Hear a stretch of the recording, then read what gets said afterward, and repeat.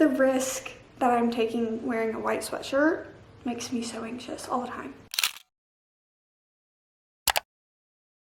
Hey guys, and welcome to today's video. So today I actually took some of those tropes and turned them into recommendations, because when I asked you guys to give me book tropes to rank, a lot of you guys were like, can you please give us some recommendations? So I thought, okay, I will do that for you. I literally have all of these books behind me with post-it notes on them of the tropes that they are. So let's just pick them as we go. The first trope we have is academic rivals to lovers. Now, I feel like a lot of people really like this trope. I actually have not read too many books with this trope. I would definitely say Today, Tonight, Tomorrow. I don't have a physical copy of that book, but that is literally academic rivals to lovers. It's about two people that have like always went to school together, and they are both competing for valedictorian, and it's kind of following that storyline. It's a pretty cute book.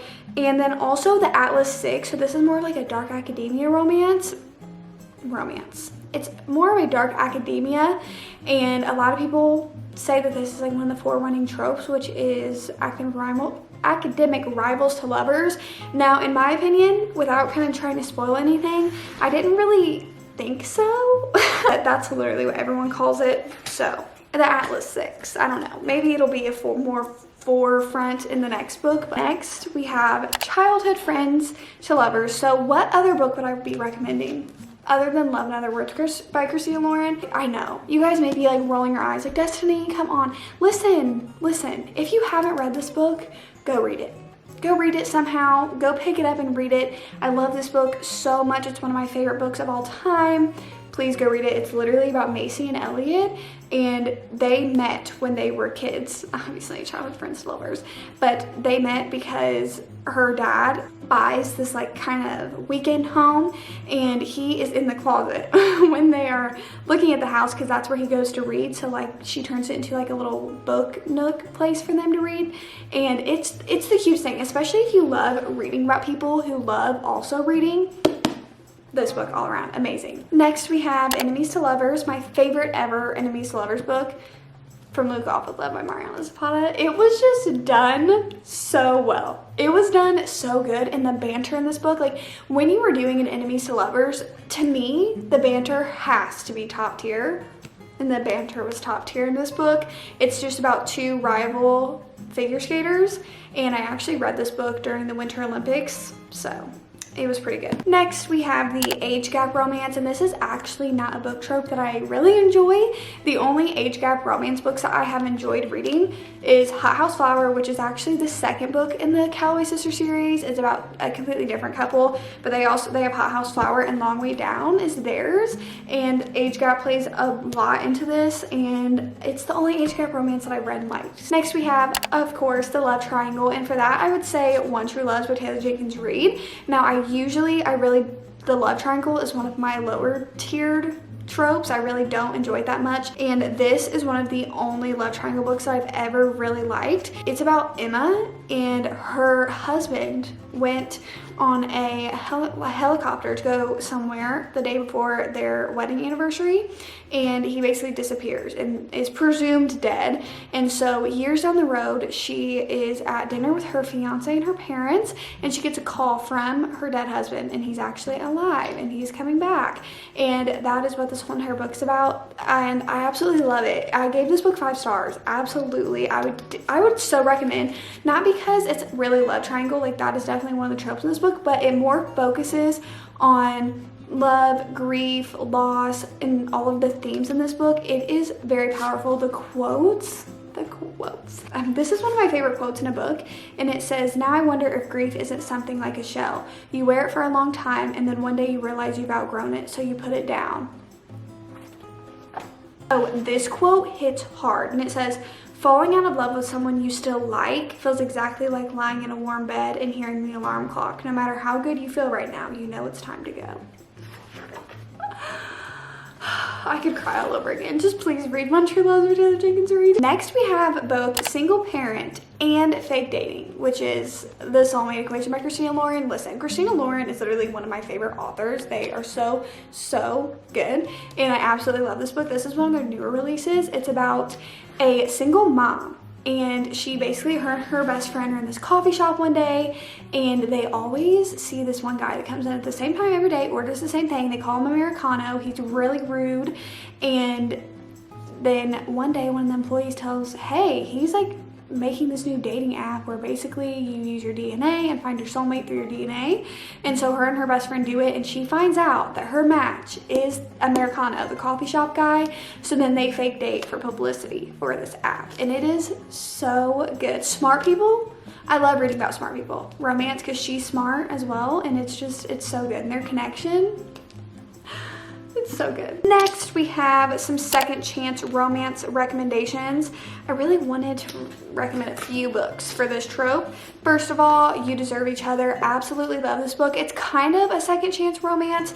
It's basically about Naomi and Nicholas, and they are actually fiancés. So they are engaged. They are to be married. And it basically is about how they don't want to get married anymore, and they kind of start pulling pranks on each other. It's definitely more of like a rom-com-y book. It's not as like hard-hitting emotionally as like One True Loves is, because that's definitely a second chance romance as well.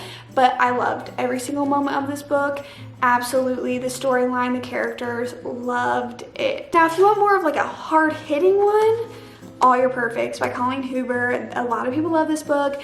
This definitely isn't my favorite Colleen Hoover book ever, but I could see why people love it, and I did enjoy reading it, and it is definitely hard hitting. It is about Quinn and Gran, and you're following a then and now timeline. So like then, before, like while they were dating, now they are married, and years down the road they're having problems within their marriage. And then another one that I have that I see no one talk about, and I really enjoyed this, is Say You Still Love Me by K.A. Tucker. This is the author of The Simple Wild, and I absolutely love that book. I loved this book too. So it is about Piper and Kyle, and they met. It's also a then and now. Like obviously, most second chance romances are a then and now, but this follows them when they met at summer camp one summer. So it was also that summer love. They just had this like connection. Again, love it. And then them now, he actually starts working at her work like as a security guard, and she like owns the business. So powerful main character, summer love, summer camp. I just loved the vibes of this, and I don't see anyone talk about this book, and I really loved it. Another fake dating trope book that I have to talk about, The Love Hypothesis. Again, if you guys have somehow not read this book, I absolutely loved it. It is published fanfic, so does it get a little bit cringy at times? Yeah, but also I loved every moment of it. I couldn't put this book down. This is what I was doing when I was reading this book. I read it and then I was like, okay, I'm just gonna read one more chapter and then I'm gonna go to bed. And then I just couldn't put it down, so I read it in one night. So I love it. It's actually, is it Raylo fanfic? Star Wars? Never watched Star Wars, so I don't know who that is, but I love this book.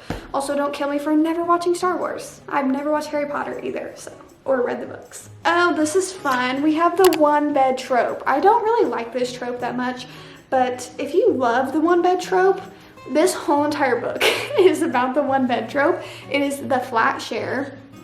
I feel like this is kind of big on Book Talk, but it is basically about, what are their names?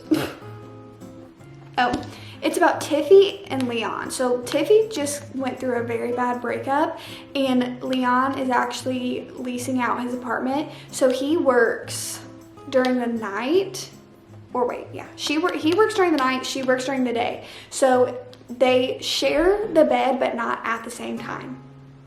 If you get what I'm saying. So like she'll sleep at night and go to work, and they never see each other, because by the time that she goes to work in the morning, that's when he's coming home. And then by the time that she gets home from work, he is leaving for work. So they communicate through post-it notes and share a bed. I love this. There's also a bunch of different plot lines, which a lot of people didn't like that there was like different plot lines, but I actually really liked them and enjoyed them and thought the chemistry between the two were so cute. If you love Insta love, I have the books for you by none other than Miss Colleen Hoover. So we have Confess by her. This isn't one of my favorites by her, but I feel like it is more of like an underrated book. It is about Ben.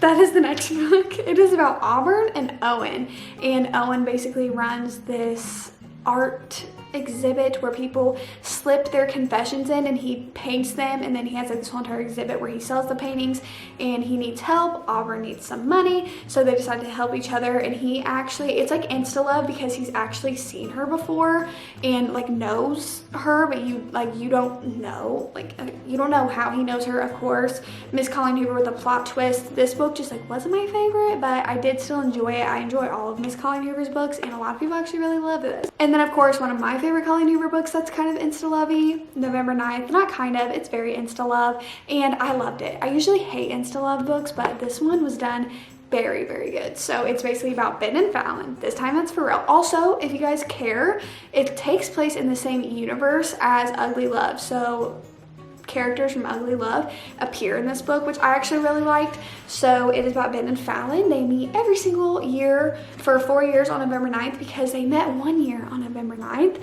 and Fallon was actually moving to New York from LA. So they spend one day together and they feel this instant connection that they really, really like each other.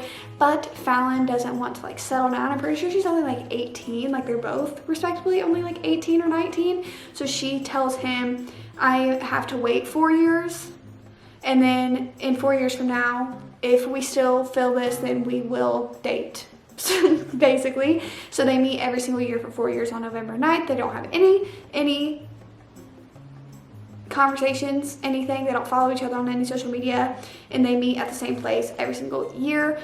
And it's good, okay? It's really good. Their connection, like I said, usually I hate insta love, but their connection and Ben was just so charming. It was like nothing else. Next, we have Best Friend's Brother. And so for that, I have Josh and Hazel's Guide to Not Dating by Christina Lauren. I feel like this is another book. Maybe it kind of was popular back in the older booktube nowadays, but I don't see it talked about a lot anymore. And I really, really love it because Hazel is very, very quirky. It's about Josh and Hazel. And Hazel and Josh actually went to college together, but they never really had any encounters. She always thought that he was cute and very attractive, but like they never, pretty sure they only had like one encounter. So it's kind of like they knew of each other. Years down the road, Hazel is best friends with Josh's sister, and she actually doesn't know that it's Josh's sister until one night they meet, and she's like, what? But they are basically best friends. Like Josh and Hazel are best friends. They like kick it off, they have this connection, but they're just best friends. And they both decide that they are going to help each other find significant others. So they set up double dates, but every single double date starts going a little bit wonky, and it is so good. Like I said, Hazel is like this quirky ray of sunshine, and Josh is kind of like this hermit crab. He's not grumpy, but he's just kind of shy, less outgoing, and I absolutely love this book. Second to last, we have Workplace Romance. Of course, The Hating Game, one of my favorite books ever. Absolutely love it so, so much. It's going to be reread at some point because I love it so, so much. It is basically about Josh and Lucy, and also don't watch the movie. Just read the book. If you haven't read the book, please don't watch the movie and then decide if you want to read the book. Please read the book and then don't watch the movie. About Josh and Lucy, and they basically have these little games that they play with each other. They don't like each other. They're not their biggest fans, or so they think. They both are going out for the same job position, so they have to kind of start doing these things together to show their leadership. It's just, I'm telling you guys, it's chef's kiss. It's so good. I love it.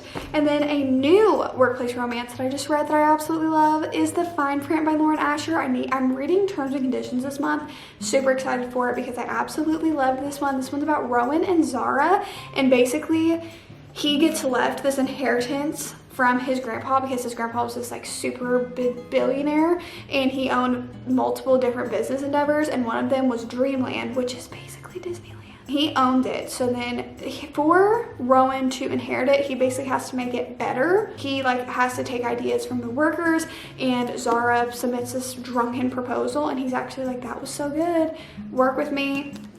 There's like so many different tropes in this that I don't want to spoil it with. It is so good. And the very last trope is one of my faves, and that's I Hate Everyone in the World But You. And this is one of my favorite books because of the main guy, because he's the most I Hate Everyone in the World But You main guy that I've ever read, and that is Twisted Love. I have not read Twisted Hate yet. I do need to read it, but I absolutely love this one. This is about Alex and Ava, and Alex, this is also like brother's best friend. So Alex is Ava's brother's best friend. Ava's brother is like going off to study abroad basically, and he asks Alex to basically watch over his sister. But Alex is very rude to everyone, including Ava.